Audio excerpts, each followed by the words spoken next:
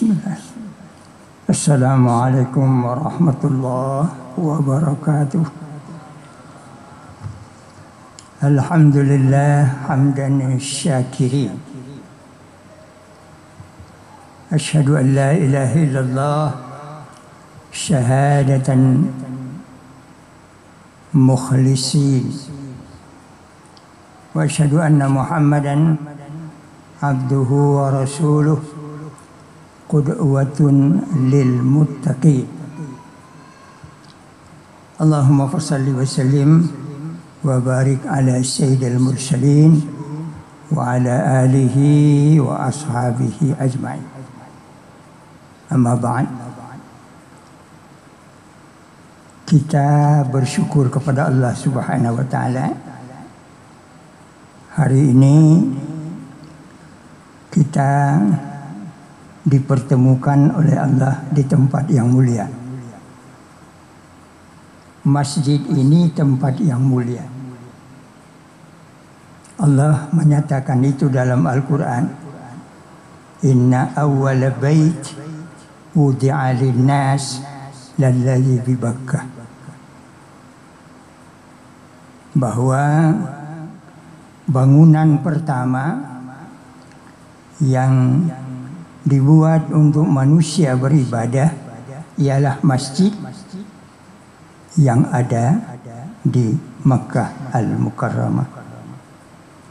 Oleh karena itu kita bersyukur kepada Allah bahwa masjid ini adalah tempat yang mulia.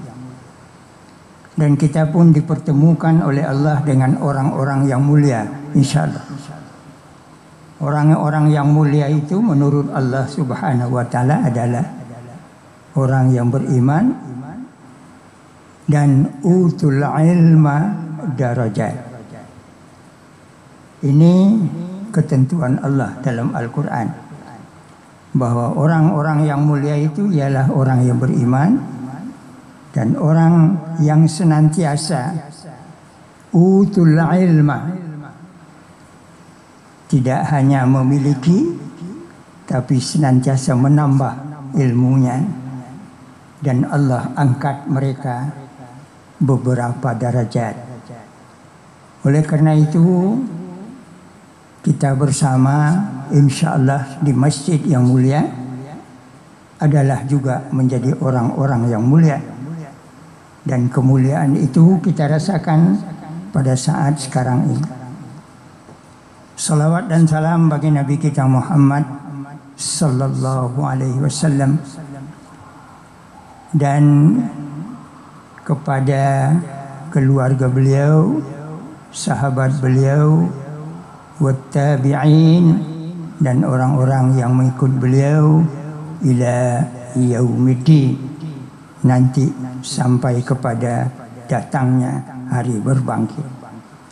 Saudara-saudaraku kaum muslimin, masjid diberi nama dengan nama yang baik. Tidak ada nama masjid yang buruk. Kadangkala nama masjid itu dipakai nama Allah Subhanahu wa taala. Karena itu tidak jarang nama masjid Masjid Akbar, Masjid Al-Jabbar, masjid bermacam-macam namanya yang diambil dari nama Allah. Kemudian ada pula yang diberi nama dengan nama-nama sifat yang disenangi, seperti muhsinin, seperti ikhlas, dan lain-lain sebagainya. Sementara masjid kita sekarang ini memakai nama orang yang mulia, yaitu Masjid Syekh Ahmad Khatib Al-Minangkabawi. Buya mengingatkan kepada kita semua, hendaknya kita awasi, jangan masjid ini berganti nama dengan Masjid Saka. Saka itu adalah Gulo Tabung. Dikenal baik, ditampe produknya. Kalau di Jawa, di Salim Pawang Tanah Data, di Balingka, Sungai Landia, Matua, Lawang. Di Malaysia tidak dikenal orang lain Saka. Jangan dirubah nama Musaji Syekh Ahmad Khatib Al-Minangkabawi ko jo Musaji Saka. Tolong diingatkan itu. Undangan yang dikirimkan kepada Buya, daftar pengajian wirid di Masjid Saka. Biarlah, karena umur saya sudah tua, saya ingatkan itu. Sementara nama Syekh Ahmad Khatib Al-Minangkabawi dikenal di seluruh dunia Islam. Syekh Ahmad Khatib Al-Minangkabawi dikenal secara global. Saka tidak dikenal orang secara global. Jadi mengelola masjid ini tidak sembarang menurut hati kita. Al-Quranul Karim menjelaskan bahwa masjid itu wajib dijaga. Wa ahidna ila Ibrahim wa Ismail an tahhira baiti. Diwasiatkan kepada Ibrahim dan Ismail supaya antahira baiti, supaya mereka berdua membersihkan rumahku, masjid.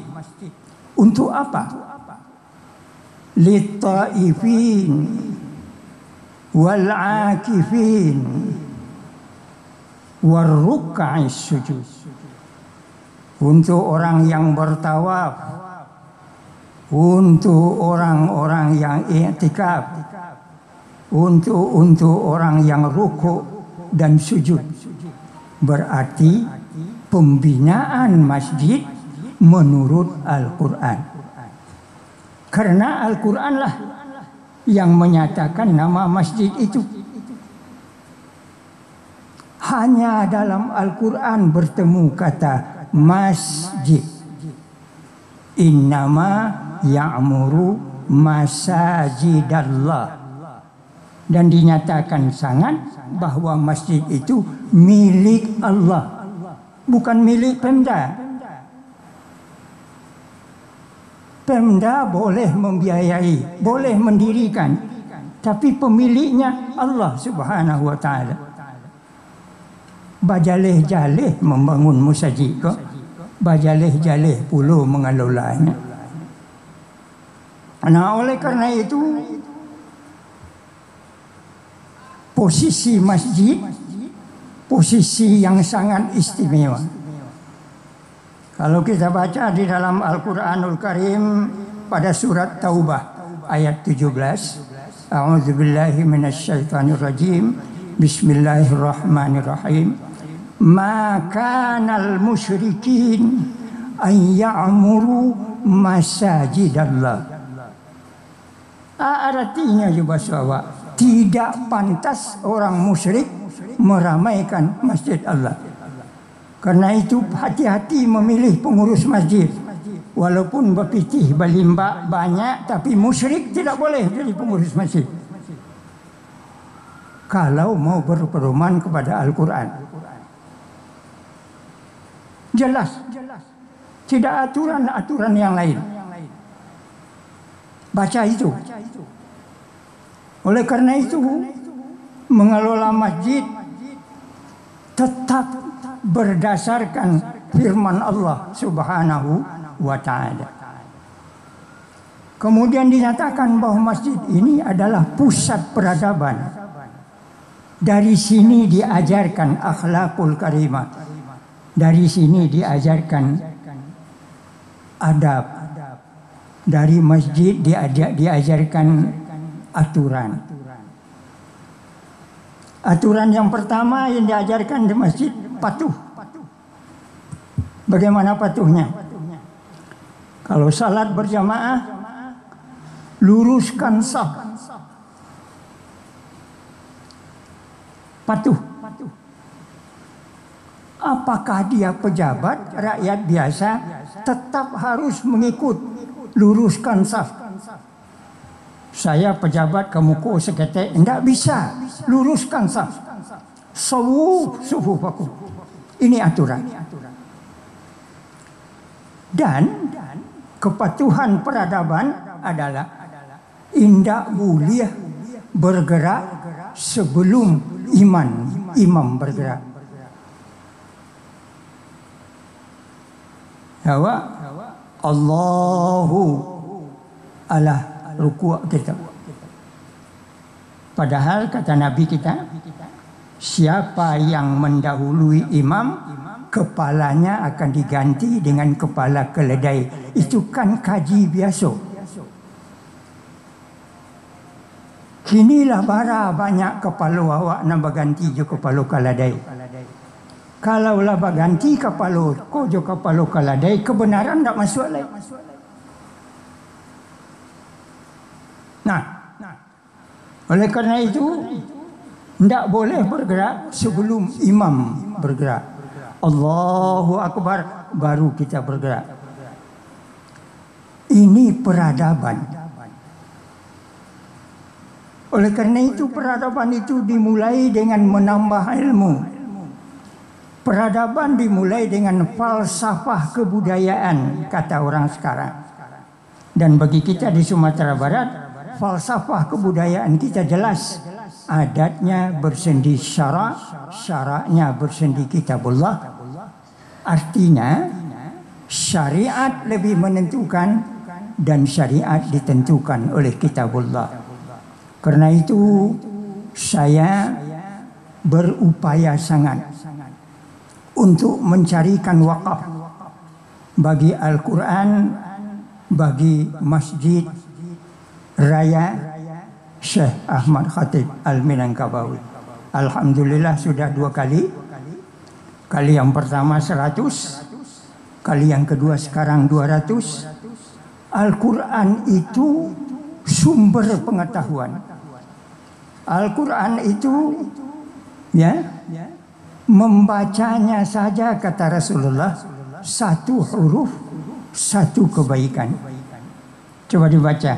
Bismillahirrahmanirrahim. Berapa huruf? 20 huruf. Bismillahirrahmanirrahim saja kita baca, kita mendapat 20 kebaikan yang akan diberi oleh Allah Subhanahu wa ta'ala. Itu ada di dalam Al-Quranul Karim. Nah, oleh karena itu Al-Quran yang wakaf di masjid kita ini boleh dibawa pulang. Karena ada orang yang tak sanggup membeli Quran. Al-Quran saja sekarang ada harganya 50.000. Kalau dibawa minum pagi 5 kali minum lontong. Bagi yang miskin lebih baik makan lontong daripada membeli Al-Quran. Nah, oleh kerana itu Al-Quran yang ada di masjid boleh dibawa pulang, boleh diminta dengan syarat seizin pengurus masjid. Jangan dibawa saya. Kecekkan. Ambo perlu Al-Quran kau ambo bawa pulang, bawalah. Bagi orang yang berwakaf itu senang hatinya. Karena setiap kali orang membaca Al-Quran, setiap kali dia mendapat upah dari wakafnya. Jadi peradaban membangun rasa kepedulian. Peradaban menghancurkan sikap individualisme. Peradaban irhamu man fil ardi yarhamukumullah wa man fis sama. Sayangilah penduduk bumi, niscaya Allah akan menyayangimu. dan yang di langit pun akan menyayangimu. Ini peradaban. Nah, oleh karena itu sumber peradaban kita adalah Al-Quran. Saya berjanji selama saya masih hidup, kalau masih kurang Al-Quran itu tolong diberitahu ke saya akan usahakan walau sampai 1000 buah pun, insya Allah. Sekarang yang sudah dibagi kemari 300, 400. Kalau diperlukan 600 lagi, insya Allah saya usahakan. Boleh dibawa pulang. Karena jangan sampai indah amuah membaca Al-Quran dek karena pitih paralu pembeli lontong. Sederhana kalimat Buya. Boleh marah, boleh setuju, boleh tidak setuju. Tetapi kesempatan yang terbaik Buya sampaikan, ya, qulil haq walau kana murran. Katakan yang benar walau pahit sekalipun. Pengajian kita tidak boleh panjang-panjang. Waktunya hanya diberi 15 menit, tidak lebih. Kecuali yang ada peringatan sebelumnya. Sebuya tidak mau melanggar itu, maka 15 menit persis. Assalamualaikum warahmatullahi wabarakatuh.